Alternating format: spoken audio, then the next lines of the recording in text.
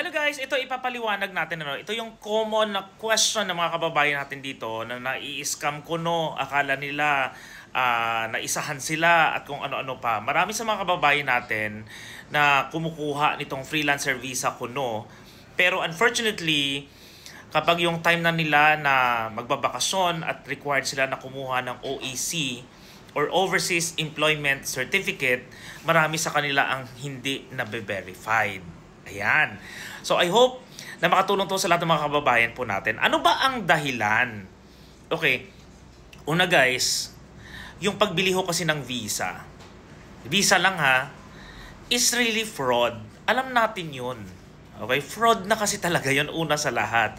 Kasi you have to pretend na you are an employment visa under one company na hindi ka naman totoong nagtatrabaho doon. Hindi mo kasi sila kilala eh. 'Di ba? Hindi mo kilala sino yung mga amo.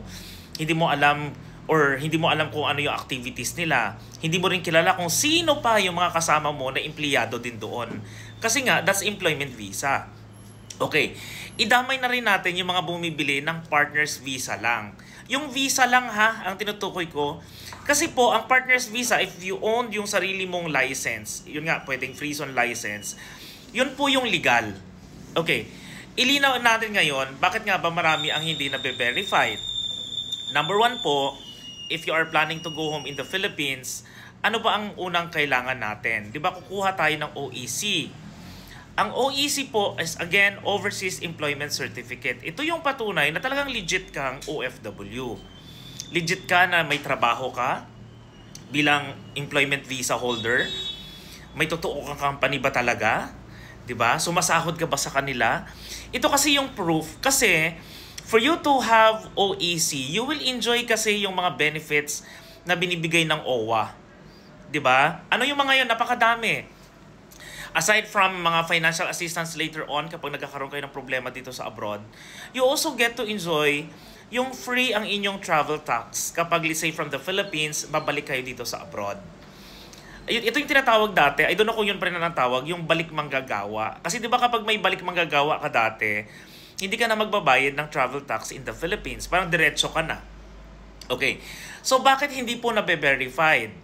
Number one, syempre, i-check nila muna yung contract, employment contract nyo. Sa employment contract kasi, dyan nakalagay kung saan kumpanya ka nagtatrabaho, ano yung position mo, kailan ka na-hire, nandun lahat ng mga detalye. So, syempre, i-check po nila yung company nyo. Kasi po na-check po yan online if your company is existing. Hindi lang siya existing ha. Number one, still valid. Diba? Kasi minsan, or kadalasan, yung mga binibili lang na yan, yung license po, hindi kasi siya nire-renew. So, kunyari, binili mo siya ng January, September na ngayon. O ilang buwan na lang, expired na inyong license. Kasi po, ang license, yearly po siya nire-renew. O pagdating po ng kunyari, uuwi ka ng February, hindi na po active. Or, kumbaga hindi po na-renew ang inyong mga business license na pinagkuhanan ng inyong employment visa. Kaya, nag-fail. Diba? O, hindi na existing to Now, doon na kayo nabubuko na fraud. Okay, na binili nyo lang. Kasi illegal yun. Kasi parang niloko natin, ang government natin. Nagpapanggap tayong OFW, hindi naman tayo totoong OFW. Yes, you have that documents. Pero kasi, kaya mayroong verification na nangyayari. For sure aware na sila na marami talagang bumibili na lang talaga ng visa. So, yan po ang isa sa mga reason. Okay. Kunyari na-check. Okay naman, valid pang ang company license nila. Okay, good. Next na pwede nilang i-check ang WPS. Ano bang WPS? Ang WPS po is Wage Protection System, wherein ito po yung monitoring na ginagawa po ng UAE government para sa lahat ng mga empleyado to protect them na talagang mapapasahod sila ng kumpanya nila monthly. And this is advantage sa mga legit na mga empleyado talaga.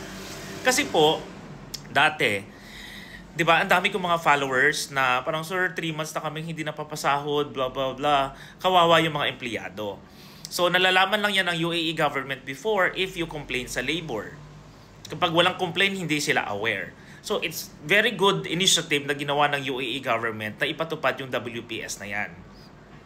So, dito nga po dahil binili mo lang, okay? O check nila, ba't hindi ka nakakatanggap ng sahod mo buwan-buwan? 'Di ba? Questionable 'yon. May kumpanya ka nga. Pero ano to, 6 months, 7 months, 8 months kang hindi sumasahod kasi walang record ng salary na nare-receive mo. So, hindi, sorry. So, hindi ka nila mabe-verify, di ba? Obviously. Kasi dito, nabuko ka lang talaga ng ng Philippine government na talagang fraud ka. Na hindi legit yung pagiging OFW mo. Kaya naman, nagkakaroon ng problema sa pagkuha ng OEC. Okay? At syempre, hindi mo mai-enjoy lahat ng mga benefits mo bilang isang OFW na binibigay ng gobyerno natin. Okay. Sir, paano kung uuwi ako nang hindi na pa-verify? Pwede naman. You can always go home anytime you want. But the problem is, dahil nga ang visa mo dito sa UAE ay employment, so ini-expect po ng Philippine Immigration Officers natin na meron kayong OEC. Kailangan nila ng patunay na talagang legit na OFW ka para libre ang iyong travel tax. Pero kapag wala ka noon, hindi ka po nila makakapapalulusutin. So, ang dami ko nang nakausap na ito ang mga problema nila. Ito yung problema ng mga bumibili lang ng visa. Kaya nga po, paulit-ulit kong sinasabi to, noon okay yan, ngayon po hindi na. Okay? Because of these implementations. And it is always good po, lalo na nasa ibang bansa tayo, na mga legal yung mga documents natin. Okay, wag na natin ipilit yung nakasanayan natin. Kasi nga malalagay lang tayo sa alanganin. Ang risk pa niyan, let's say during checking, naka-employment visa ka. May kumpanya ka, right? Tanong, nasaan yung company mo? Sino mga katrabaho mo? So pag hindi mo alam, ano yun ha? It's fraud at pwede kang ma-deport or maban. Ayan. So, yun yung mga consequences. Kaya naman sa mga kababayan po natin, yun yung mga talagang gusto nila maging freelance lang, ayaw nila magpatali sa amo nila. Sir, gusto ko sarili kong visa, own visa. Then, for you to do that, guys, kailangan kong kumuha tayo ng self-sponsored visa. Okay? Hindi tayo dapat empleyado. Dapat business owner category tayo. Kaya naman dito pumapasok yung self-sponsored visa or let's say kung family lang din naman kayo, di ba? At may sideline kayong business, gusto niyo lang magstay legally in the UAE, then why not get your free zone business license package? At least, nandiyan na yung nanay mo, ikaw, kapatid mo, doon kayo lahat nakabisa under that free zone business license. Legal kayo to stay for 2 years kasi ang residence visa is valid for 2 years. Then since may lisensya na, why not use it as business? Diba? Malay nyo, ang dami nagiging successful na Filipino business owners dito sa UAE. Ang kagandahan nitong free zone business license kasi is hindi mo kailangan ng actual shop or office. You can start working online, magbenta ka online, mag-offer ka ng services mo online. Yun yung po pwede. Or kung solo ka lang, then kunin nyo po ang self-sponsored visa. Again, this is a free zone license. Ikaw ang may-ari ng free zone license mo na yon. Hindi rin required na may mga offices ka. Okay? Doon ka bibisahan. Ikaw yung amo mo. Okay? So that's legal. Wala kang niloloko. Parang, unlike kasi nitong bibili ka na ng visa, nagpapanggap ka kasi na empleyado ka ng isang kumpanya na hindi naman nag-i-exist or hindi mo naman kilala mga kasama mo. So guys, know yung best option na para sa inyo. Okay? Kalimutan na po natin yung nakasanayan natin before na pagbibili lang ng visa na okay naman. Okay? Kasi ngayon hindi na po talaga siya okay. So, nandito po ako. You can message me sa aking WhatsApp. Nasa bio ko yan. Or i-message nyo po ako directly. It's either sa TikTok man yan or sa Facebook. Or you can visit po ang aming office sa Trip Expert International. Nasa first floor lang po kami ng Riga Business Center. Same building ho yan ng Ibis Hotel sa Alriga. Hanapin nyo lang po ang Sky Signature.